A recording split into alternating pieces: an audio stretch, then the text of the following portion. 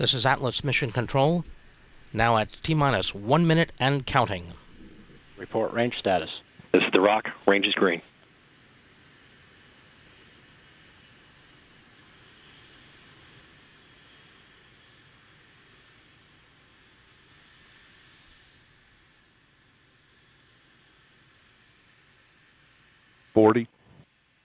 Stable at step 3.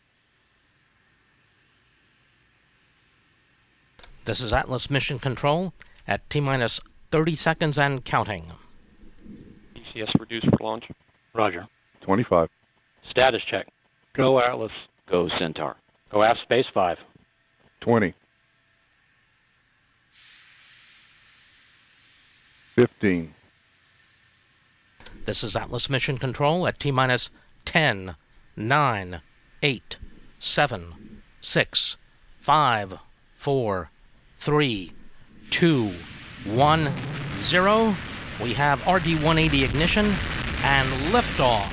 Liftoff of the United Launch Alliance 8 SPC-5 payload with the Atlas V launch vehicle for the United States Air Force.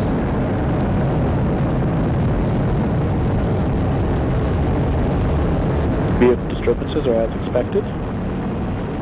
You're now hearing the voice of Rob Gannon providing launch vehicle ascent data. Let's listen in for mission progress. Everything is looking good. Passing 30 seconds into flight, everything looks good.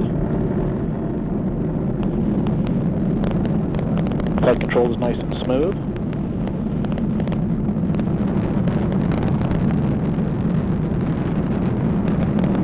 Coming up on 50 seconds into the mission, everything looks good.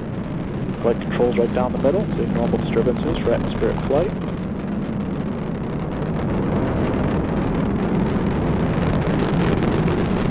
Everything is looking good. Operating parameters look good, vehicle disturbances look good. Open loop steering has been active for a while. Looking just fine.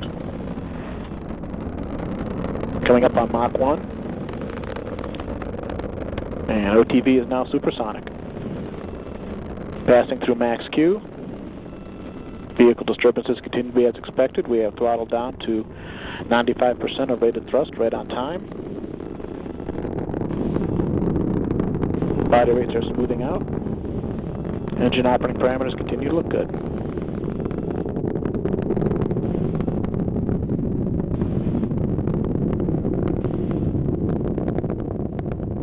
Continue to operate at 95% rated thrust. 20 seconds to enabling steering. Vehicle's flying normally. Engine's operating good. And we're proceeding right down the center of the range track, right as expected. Coming up on steering enabled. And we've enabled steering. Vehicle's maneuvering. We are now 25 miles in altitude, 15 miles downrange, traveling at 3,000 miles per hour. Parameters continue to look good. We're now throttling the engine to maintain a constant 2.5 Gs for payload fairing jettison, and we fired the pyro valve, activating the reaction control system on the second stage.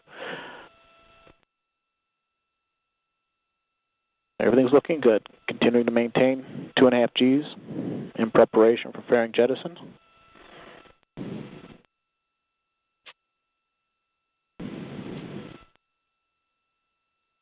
Engine continues to throttle as expected to maintain 2.5 Gs. Parameters looking good.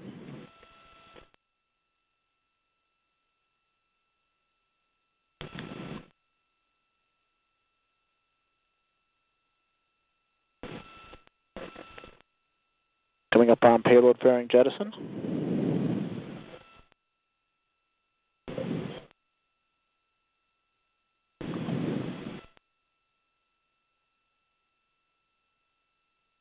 Everything looking good. Getting ready for fairing. We're at fairing set.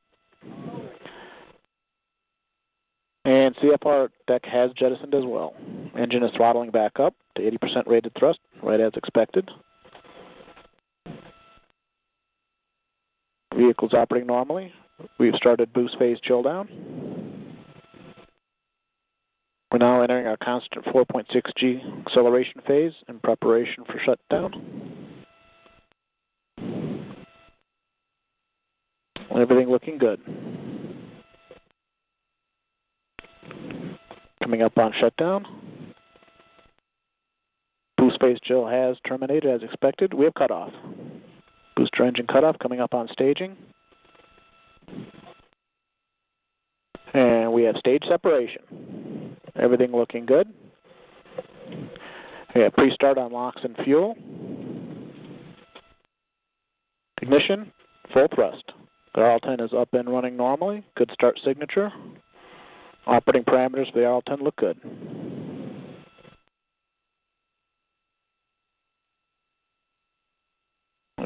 Vehicle continues to fly right down the center of the range track. This is Atlas Mission Control at T plus 5 minutes and 1 second into the flight. We've just heard Rob Gannon report the successful execution of events comprising the early portion of today's mission, and all systems continue to operate nominally. With the mission underway, let's take a look at video highlighting the capability of the X-37B orbital test vehicle.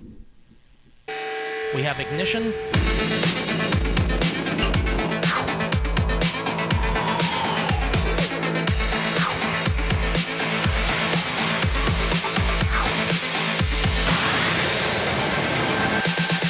This is the X-37B. The Boeing-built X-37B Orbital Test Vehicle, or OTV, continues to make history as the first unmanned vehicle to return from space and land on its own. The X-37B provides a highly flexible demonstration testbed platform for a variety of orbital experimental missions. The X-37B testbed platform is unique because we can tailor our missions to specific user needs and return experiments back for post-flight inspection. Building on multiple missions, the OTV has proven a reliable fault-tolerant architecture through launch, flight, recovery, and refurbishment cycles. OTV Mission 1 validated the concept with 224 days on orbit. Mission 2 pushed the envelope to 469 days. And Mission 3 not only shattered the record with 674 days on orbit, but also demonstrated the ability to reuse an X-37B flight vehicle. These missions have proven the reliability and flexibility of the system to support a variety of experiments. The X-37B offers a consistent and repeatable test platform in the space and hypersonic entry environments. As a reusable system, hosted experiments can be inspected, modified, and flown again at dramatically reduced cost. Leveraging the existing X-37B infrastructure and reusing the platform allows users to focus their investment on the experiment and developing new technologies. Responsive to rapid integration, the X-37B can fly and test multiple new technologies, reduce technical risk early in product design, and validate system performance. Integrated experiments leverage onboard power, telemetry, orbital maneuvering, thermal and attitude control to enhance test parameters. The partnership between Boeing, Space Florida, NASA, and the Air Force is establishing a capability for the X-37B to launch, land, and process for reflight at Cape Canaveral. This will further reduce cycle time, providing even more responsive access to space. Ready to fly tomorrow's next-generation space-based technologies, today's X-37B enables affordable access to orbit. The reliability, reusability, and responsiveness of the X-37B will fundamentally change how we perform future space missions.